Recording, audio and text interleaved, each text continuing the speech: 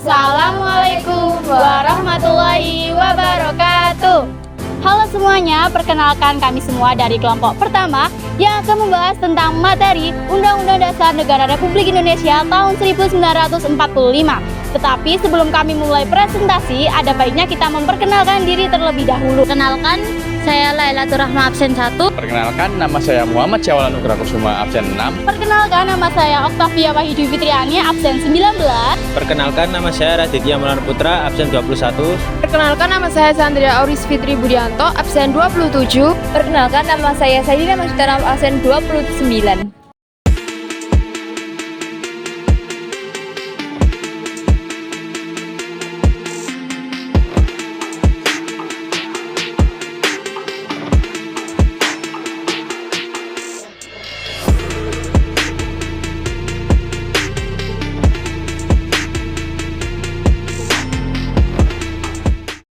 Undang-Undang Dasar Negara Republik Indonesia adalah Undang-Undang Dasar 1945 adalah suatu hukum dasar atau konstitusi negara yang berlaku di negara Republik Indonesia.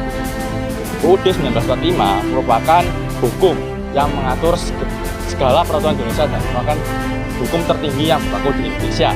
UUD 1945 merupakan perwujudan dari dasar negara Indonesia, yaitu Pancasila, yang tertulis secara gamblang di dalam pembukaan UUD 1945.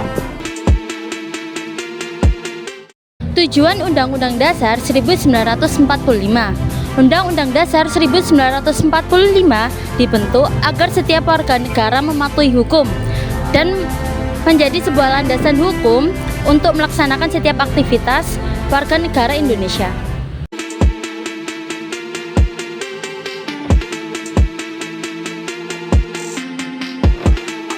Undang 1945 memiliki berbagai macam fungsi. Yang pertama sebagai alat kontrol, yaitu mengendalikan kepatuhan hukum. Yang kedua, melindungi hak dan kebebasan individu. Yang ketiga, pengawasan terhadap pemerintah. Yang keempat, menyediakan pedoman untuk tata cara perubahan hukum. Yang kelima, menjaga konsistensi hukum. Fungsi yang kedua yaitu sebagai alat pengatur. Yang pertama, menentukan hak dan kewajiban warga negara, menyusun prinsip-prinsip dasar, membagi kekuasaan, menentukan sistem pemerintahan, menentukan sistem hukum. Fungsi yang ketiga yaitu sebagai alat penentu. Yang pertama, menentukan hak dan kewajiban negara. Yang kedua, menentukan hak dan kewajiban aparat negara. Yang ketiga, menentukan hak dan kewajiban warga negara. Yang keempat, menentukan prinsip-prinsip dasar negara. Yang kelima, menentukan tata cara penegakan hukum. Susunan rancangan Undang-Undang Dasar 1945 dilaksanakan secara bertahap oleh Badan Penyelidik Usaha-Usaha Persiapan Kemerdekaan atau BPUPK, yaitu badan yang dibentuk dengan izin Jepang pada tanggal 29 April 1945. Selanjutnya kita akan masuk ke materi pembahasan tentang proses perumusan UUD NRI tahun 1945. Perumusan UUD NRI tahun 1945 dimulai dengan kelahirannya dasar negara kita, yakni Pancasila, pada tanggal 1 Juni 1945 pada sidang pertama BPUPK. Perumusan UUD yang real sendiri ini dimulai pada tanggal 10 Juli 1945 dengan pembukaan sidang BPUPK yang kedua untuk menyusun konstitusi. Sidang pertama BPUPK yang dilakukan mulai dari tanggal 28 Mei sampai 1 Juni 1945 menghasilkan gagasan dasar negara yang mengacu pada rumusan Pancasila yang digagas oleh Insinyur Soekarno. Selain itu, pada sidang ini juga menghasilkan kesepakatan, yakni membentuk Panitia 9 yang akan membahas lebih lanjut mengenai rumusan tersebut agar rumusan tersebut menjadi matang. 1,5 bulan kemudian, tepatnya pada tanggal 22 Juni 1945, Panitia 9 yang sedang melakukan sidang-sidang akhirnya merampungkan rumusan tersebut dan menamakan dengan Piagam Jakarta.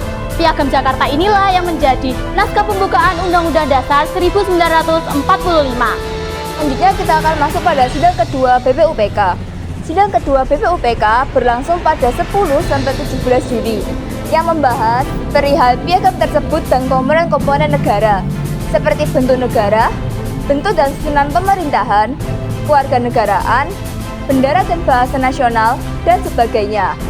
Akhirnya, setelah beberapa perdebatan mengenai Piagam Jakarta, maka dirampungkan naskah rancangan Undang-Undang Dasar 1945 yang terdiri dari pembukaan Undang-Undang Dasar yang mengacu pada Piagam Jakarta dan batang tubuh UUD 1945 yang berisi komponen-komponen tersebut.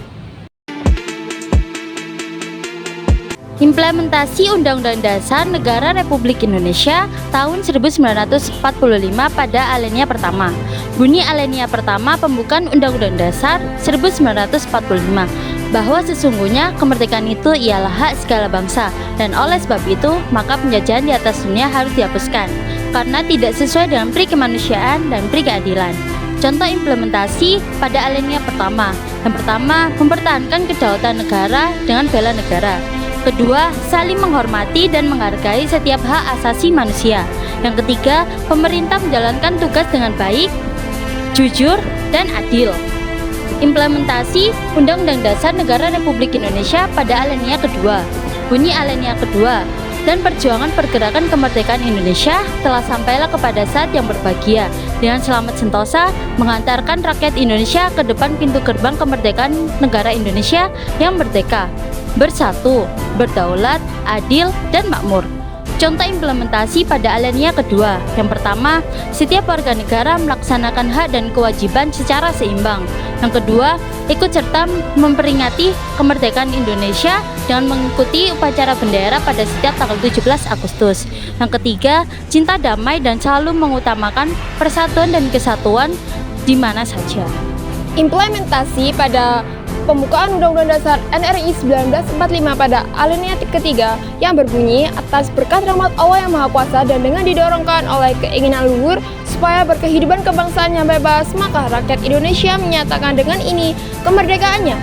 Implementasi yang sesuai pada alinea tersebut adalah yang pertama, menjalankan ibadah dan kewajibannya sebagai umat beragama. Yang kedua, menjalankan ketertiban antar sesama manusia. Dan yang ketiga adalah menerapkan nilai-nilai Pancasila dalam kehidupan sehari-hari. Implementasi pada pembukaan UUD NRI 1945 alinea keempat yang berbunyi, kemudian daripada itu untuk membentuk suatu pemerintah negara Indonesia yang melindungi segenap bangsa Indonesia dan seluruh tumpah darah Indonesia dan untuk memajukan kesejahteraan umum, mencerdaskan kehidupan bangsa, dan ikut melaksanakan ketertiban dunia, maka disusunlah kemerdekaan kebangsaan Indonesia itu dalam suatu Undang-Undang Dasar Negara Indonesia yang terbentuk dalam suatu susunan negara Republik Indonesia yang berkedaulatan rakyat dengan berdasar kepada ketuhanannya Maha Esa, kemanusiaan yang tidak beradab, persatuan Indonesia, dan kerakyatan yang dipimpin oleh hikmat kebijaksanaan dalam permusyawaratan perwakilan serta dengan membentuk suatu keadilan sosial bagi seluruh rakyat Indonesia. Implementasi yang sesuai pada alinea tersebut adalah yang pertama, belajar dengan sungguh-sungguh untuk membentuk bangsa yang cerdas. Yang kedua, tidak merusak sarana dan prasarana yang telah difasilitasi oleh negara. Yang ketiga adalah menetapkan demokrasi dan kebebasan dalam berpendapat.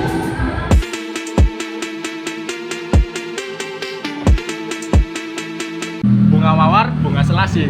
Cukup sekian, terima kasih. Demikian presentasi dari kami. Mohon maaf apabila ada kesalahan kata maupun pengucapan. Wassalamualaikum warahmatullahi wabarakatuh.